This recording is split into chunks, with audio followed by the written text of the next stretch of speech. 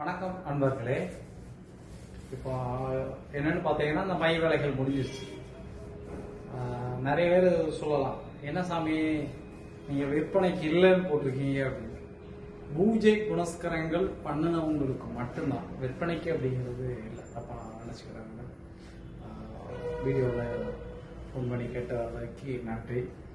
காரணம் என்ன அப்படின்னு கேட்டீங்கன்னா, ஒவ்வொரு மைக்கு உண்டான பூஜைகள் வேற. அப்ப அந்த பூஜையை நம்ம பண்ணி முடிச்சுட்டு அவங்கள நம்ம ஃபாலோ பண்ணணும். அதாவது அவங்க கூட டிராவல் பண்றோம் அப்படின்னா அப்ப கரெக்டா இருக்கா, அந்த பூஜை புனஸ்கரங்களுக்கு உண்டான வேலை திரும்ப நம்ம செய்தா அப்படிங்கறத பார்க்கணும். இப்ப என்கிட்ட ஒரு மாணவர்கள் வராங்கன்னா அவங்கள்ட்ட முதல் விஷயம் நான் கேட்கறது அதான். ஒரு மை கொடுக்குறேன் அப்படின்னா அந்த மை வேலை செய்தாலும் அவங்கள பார்க்க சொல்லுவேன். சும்மா மை உரு ஏற்றி கொடுத்தா போதாது. அந்த மை ஏற்றி இப்போ இந்த இதில் பார்த்தீங்கன்னா இப்போ எடுத்து வச்சுட்டோம். இப்போ பூஜையில் வச்சுட்டேன்னா இப்போ இந்த சின்ன டப்பா தான் இருக்கும். இந்த டப்பாவில் தான் வச்சிருக்கேன். இந்த டப்பாவில் வச்சிருக்கத இது நம்ம இதே மாதிரி இப்போ ஒரு 10-20 டப்பாக்கு மேலே வச்சுட்டோம்னு வச்சுக்கிட்டோம்னா வேலை முடிச்சிட்டோம். ஆனால் ஏற்றி கொடுக்க முடியுமா அப்படின்னு ஒரு கொடுக்கணும். ஒவ்வொரு மையனுடைய இப்போ அஞ்சன மை கூட இருக்கு. அஞ்சன மைனா அஞ்சன தேவியை வச்சு அவர் தேவியினுடைய தன்மை இருக்கு. அஞ்சன தேவிங்கிறது ஒரு அம்பாள். தேவினால அம்பாளை குறிக்கிறதா, பார்வதியினுடைய அம்சமாக கருவப்படுறதா அம்பாள். அந்த அஞ்சன மையினுடைய இதுக்கு என்ன பொருள் சேர்க்கணும், அப்ப அஞ்சன தேவியினுடைய மந்திர உச்சாடனங்கள் என்ன, அதை பண்ணி அந்த அஞ்சன மையை வச்சு நம்ம என்னென்ன காரியங்களுக்கு நம்ம உபயோகப்படுத்தலாம் அப்படிங்கறதான் விளக்கம் நண்பர்களே. மையில பல வகைகள் இருக்கு. எனக்கு ஒரு சில வகைகள் தெரியும், அதுவே போதுமானது. அதாவது இப்போ மையில ஒரு எதிரிட்ட இருந்து தப்பிக்கிறதுக்கு இல்லை எதிரி அழிக்க மை, ஒருத்தர் நோய்கள் குணமாக்குறது அந்த சார்ந்த மை, ஒரு கணவன் மனை வசியமை, சகல பாதுகாப்புக்கான வசியமை, சகல ஐஸ்வர்யமை. சகல ஐஸ்வர்யமைங்கிறது ஒரு சகல விதமான மை. ஜாலா வித்தை மையின்னு ஒன்று இருக்கு. அதாவது எது சொல்றோம் அப்படின்னா, சித்து வேலைகள் செய்யக்கூடிய மையின்னு ஒன்று இருக்கு. அந்த மை வேலை செய்யாது. நம்மகிட்டலாம் நான்லாம் டெஸ்ட் பண்ணி பார்த்துட்டேன். அந்த மை வேலை செய்யுது அப்படின்னா வேலை செய்யலை. அந்த மை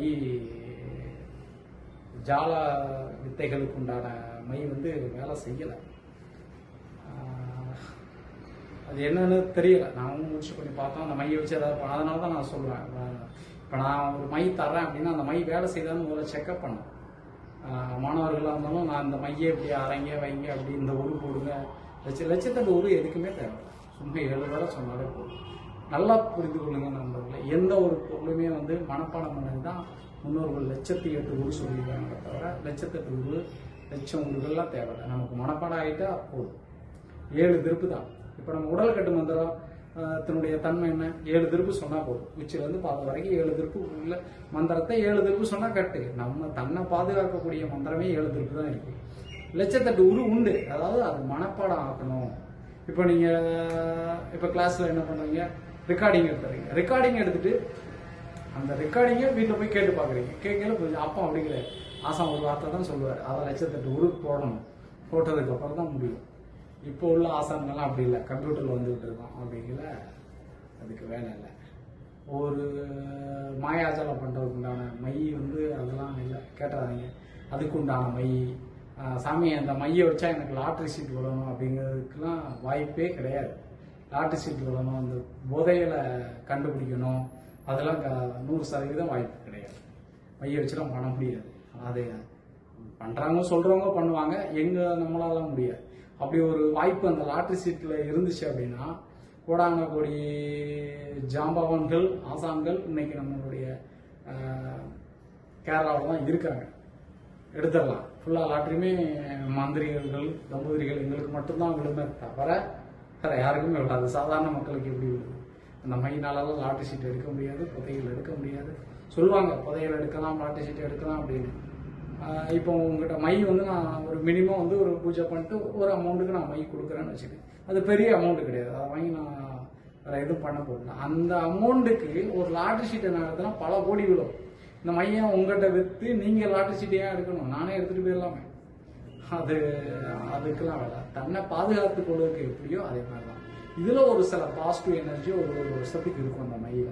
அந்த பாசிட்டிவ் எனர்ஜி என்ன பண்ணுன்னா தன்னை பாதுகாக்கும். எப்படி நம்ம செல் டவர் வருதோ அதே மாதிரி அது ஒரு சில பாசிட்டிவ் எனர்ஜி இருக்கும். அந்த பாசிட்டிவ் எனர்ஜி சுற்றி வேலை செய்யும். சில மைகள் இருக்குன்னா அந்த மைகள் வந்து துரதிருஷ்ட சக்திகளை வந்து கண்ணுக்கு வைக்கக்கூடிய மைகள் இருக்கு. தெய்வாதனங்கள் தெரியாது. அந்த மை என்ன அப்படிங்கிறத நான் அடுத்த வீடியோவில் சொல்கிறேன். அந்த மைக்கு உண்டான நேரம் இப்போ ஒரு 5 நிமிஷம் 10 நிமிஷம் தான் வீடியோ போட முடியும். ரொம்ப நேரம் போட்டோம் அப்படின்னா மக்களும் பார்க்க மாட்டாங்க. அந்த மையினுடைய சூட்சம் என்ன, அந்த மையினுடைய எப்படி விஷயம், அந்த மையை வச்சு நம்ம என்னென்ன பண்ணலாம், சில சக்திகளை வந்து நம்மளை நேர்கொள்ள முடியும், பார்க்கறதுக்கு உண்டான மை. அது அந்த ஆந்த சார்ந்த விஷயங்கள் அது வரும். ஆந்த கண்ணு இருக்கு இல்லையா, அந்த ஆந்த கண்ணனுடைய சில காந்தலைகளை ஆந்தையை நம்ம பார்க்க, அதை நான் உங்களுக்கு அடுத்த வீடியோவில் கண்டிப்பாக சொல்கிறேன். இந்த வீடியோவில் வந்து நம்ம இதை மையினுடைய சார்ந்த விஷயங்களை மட்டும் கேட்கறதுக்கு சொல்லியிருந்தோம். நன்றி, வணக்கம் நண்பர்கள்.